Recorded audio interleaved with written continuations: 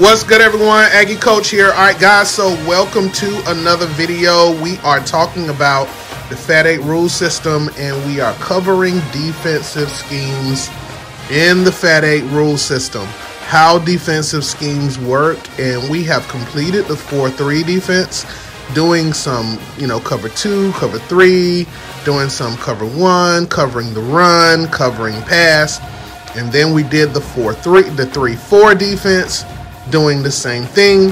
So I got my Michigan Wolverines defense on the field here against the Howard University offense, and now we are moving on to the 4-4 defense.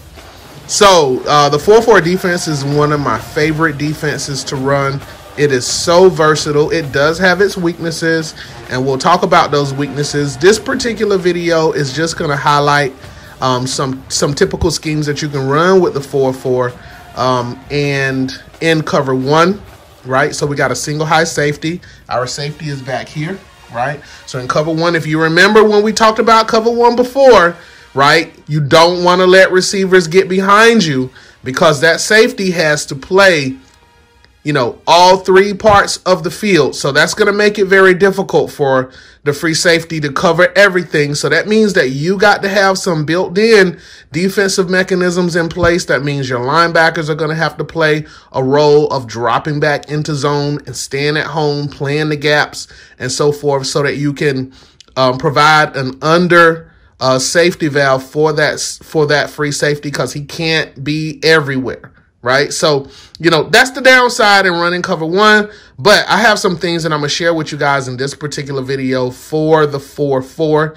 First, we're going to look at how we can use the 4-4 to crash the box. So essentially, you got 8 guys in the box. That means running the ball against the 4-4 is going to be tough. Right. However, if you don't run zone or learn how to mix zone and learn how to make matchups, if you're doing man-to-man, when they start throwing the swing pass, they start throwing the underneath routes, throwing those slants, throwing the deep ball, that's when you get into trouble. So you got to know the kind of team that you're playing against, right? So when we get into offensive schemes for the Fat8 rule system, when I switch over and start talking about offensive schemes, I'm going to show you how to make matchups, and I'm going to show you how to beat these defenses as well. That's going to make it really interesting. So let's go ahead and get into it. So the 4-4 against the run. All right, so for all of you beginners, if you don't understand what is meant by 4-4, just like I talked about 4-3 and 3-4, it means that you have 4 down linemen. So in this case, I have 2 defensive tackles and I have 2 defensive ends. That's my first 4. My second 4 is referring to my linebacking core. I have 2 outside linebackers and 2 middle linebackers, right? So that is my 4-4 right there. So you can say 4-4-3 if that'll help you understand it, because that gives you 3 guys in the secondary, right? So you have 8 guys in the box, and then you have 3 guys in the secondary. That's going to make up your 9, 10, 11 players, okay? So that's the description of the 4-4. Now let's get into some technical schemes with using the 4-4, right? Okay, so we're going to use it against the run. We got Howard University in the I formation, right? They're in the I formation. So for right now, we're going to just have them do a running play. And I'm going to show you how you can utilize the 4-4 to crash the box and stop the run, right? So for now, we're going to just do a basic sweep.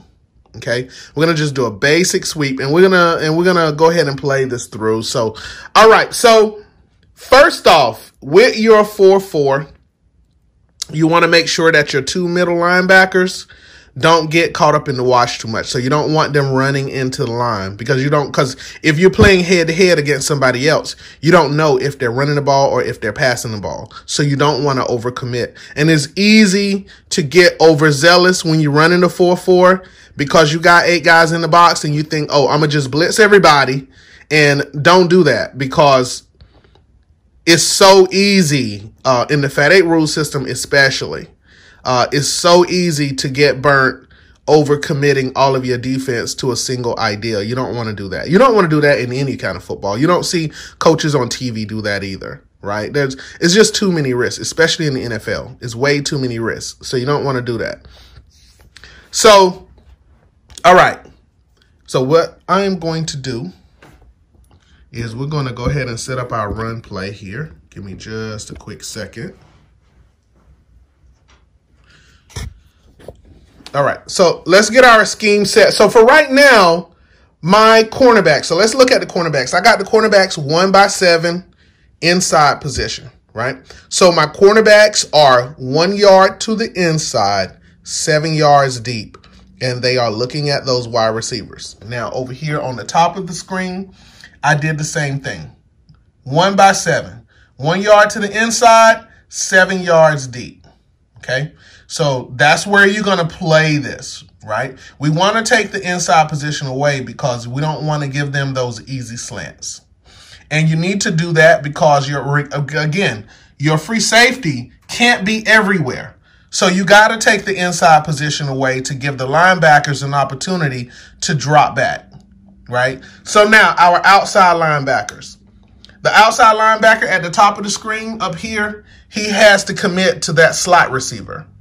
So he's going to have to play the slot receiver, right? So you can't give that slot receiver an opening. So your outside linebacker already has to commit to playing the slot receiver unless the slot receiver crashes down and tries to block the defensive end or runs out and tries to block the outside linebacker because the run is coming to his direction. You got to make that determination. So that's one thing that you got to consider, which means if that does happen, the inside linebackers got to stay at home. If they get caught up in the wash, then you got the top of the screen wide open for a sweep or an option or a screen pass, a wheel route, something like that, and then the defense is busted. So those are the kinds of things that you got to think about. Inside linebackers got to stay at home. The outside linebacker down here at the bottom of the screen, he's free and clear. So you can do two things with him. You can have him backpedal and play the first third of the field, right? He can play his third, okay? So you can keep him in a zone, or you can blitz him off the corner of that tackle and have him go and try to disrupt things in the backfield. So I'm just showing you guys some options. And then your free safety now, you have to make a decision here. You got to make a decision here, right? So you have to assume that it's a possibility that it's going to be a pass. You have to assume that. So now, what is your free safety going to do? In this situation, what I would do with the free safety is I'm going to have the free safety cheat over to the left side of the field, to the top of the screen, because you have this scenario where you got twins to the top of the screen. So the free safety is going to have to be slightly shaded. So we're going to shade him. We're going to put him behind that middle linebacker. Okay, so we're going to just cheat him over just a little bit because we want him to be able to play either the X or the Y. Okay, so this is what we have. All right, so we're going to go ahead and take the snap. We got Howard in the I formation, so we're going to go ahead and take the snap here. So quarterback takes the snap. He is going to fake the ball to the fullback, and he is going to hand the ball off to the running back. Right now in the Fat8 rule system, and remember guys, we're not really talking about offense just yet, but in the Fat8 rule system, the quarterback has to physically go hand the ball off, right? We don't just say he has it. The quarterback has to physically go hand it to him. So let's take a look here. Now we need to set up our blocking scheme. Where do we want the ball to go? So where I would see the mismatch here, you got this outside linebacker here who is crashing down, right? Fullback can go pick him up. Running back can follow the fullback and potentially get some yards. So let's run the ball to the bottom of the screen. So we're going to set up our blocking scheme. We're going to have our fullback turn here. And we're going to have our running back go to get the ball from the quarterback. This outside linebacker is now going to be crashing down. So now the middle linebackers, they're going to see what's coming. So those middle linebackers can now set their pursuit. Everybody on the line is engaged, so we can't touch anybody there.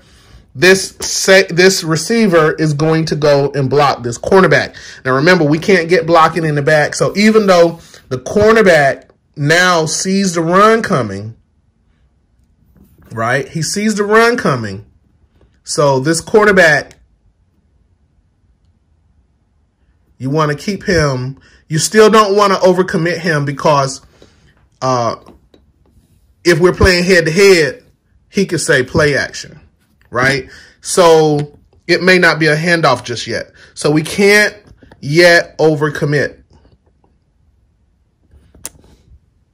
Okay, so let's go ahead and play it out. All right, there is our handoff. Now we know the running back actually has the ball. This receiver is blocking the cornerback here. Everybody's blocked, right? The slot is blocking, the receiver is blocking.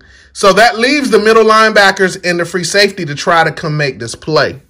So this ball, he's going to follow the fullback. This outside linebacker, I would expect here this outside linebacker to come down and make this tackle. Hopefully that will happen. We're going to have this go ahead and play out. Let's see what happens. So our linebackers and our free safety. We are all set. Let's see if Howard can bust this thing on this 4-4 defense. He's not tackled and he is down. All right, nice tackle. Did he get a gain? The ball was spotted at the 25-yard line, and he lost a yard. He lost a yard. Tackled by the outside linebacker. Even though the fullback came up. The fullback came up and blocked, but the outside linebacker was able to turn and make that tackle. He took on the block and made the tackle. Excellent defense. Look at the penetration by this Michigan defense as well. All of those bodies in the backfield. But you got three bodies around the ball. Loss of a yard, and that is the 4-4 defense. So this is what can happen when you have your outside linebacker. He's playing his side of the field, and at the same time, he's also playing the run. And so you remember, linebackers in the old days, linebackers play run first, pass second. But you know, nowadays, football has changed a great deal. Linebackers are a lot more athletic than they used to be in the old days. They used to be kind of middle-of-the-road guys, big, strong guys. Now they are athletes. So if you look in the NFL, you will see linebackers that can actually cover. They can actually cover very, very fast wide receivers. So these days, teams are disguising their defenses so well. You don't always see these traditional defenses anymore. I was watching the national championship game, LSU against Clemson, and Clemson was running what they called a 1-3, which meant that they had 3 defensive linemen and a single linebacker. Well, what does that mean? That means everybody else is in the secondary. You're only committing 4 guys to the line.